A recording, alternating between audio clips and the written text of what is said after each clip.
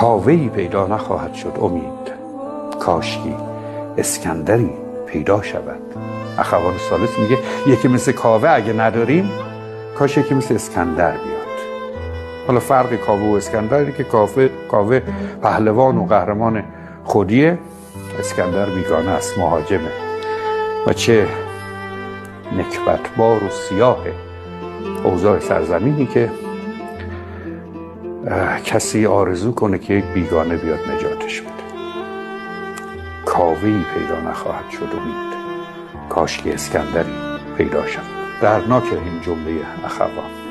آرزو میکنه کاش که یه اسکندر، یکی مثل اسکندر، یکی از بیگانگان بیاد ما را نجات بده، چون کاوه‌ای که پیدا نمیکنه. یه شاه عباسی لازمه که الان گرون فروشی رو مثلا تموم کنه توی این مملکت.